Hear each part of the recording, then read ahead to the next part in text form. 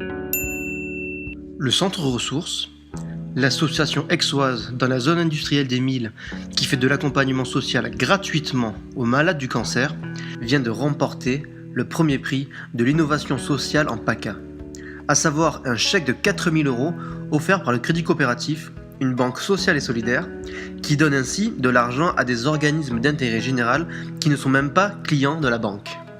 Moi je trouve aussi un contact et un lien avec une banque et surtout avec ses sociétaires qui permettra de faire mieux connaître Ressources et de voir aussi peut-être, j'espère, des partenariats futurs avec cette banque. Au-delà de la thérapie, de la médecine, il y a l'humain. Et ici c'est un lieu qui est dédié à l'humain et qui est dédié à tout ce qui peut être fait dans le cadre d'un accompagnement concret, tangible, de tous celles et ceux bien sûr qui sont concernés par le cancer d'une manière ou d'une autre. Effectivement, certains bénévoles du Centre Ressources qui participent aux tâches journalières et à l'accompagnement des malades ont été autrefois eux-mêmes atteints de la maladie. Mais le Centre Ressources souhaite devenir autonome financièrement, pour notamment payer ses 13 500 € de loyer annuel. Pour cela, il compte sur le soutien de tous.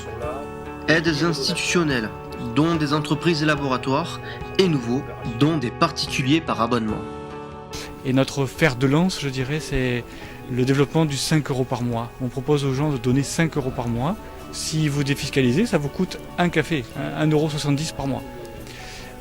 C'est pas beaucoup peut-être à titre individuel, mais là on est à 1500, et si demain on est 10 000 à faire ça, eh bien on a l'autonomie du centre, ce qui nous permet à la fois de faire vraiment ce qu'on pense être nécessaire pour les patients, de ne pas dépendre d'une certaine manière d'une dimension politique. Je pense que c'est important d'avoir du soutien institutionnel, parce que c'est une reconnaissance de ce qu'on fait pour tout le monde.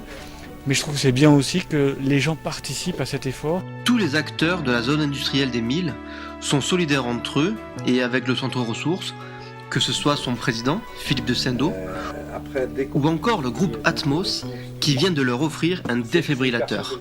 Nous sommes très fiers d'avoir ce centre au sein du pôle d'activité et nous essayons, dans la mesure du possible, au mieux de les aider sur de la communication auprès des entreprises, afin de participer au travail qu'ils fournissent. Un immense merci pour ce que vous faites et pour nous aider à faire connaître Ressources.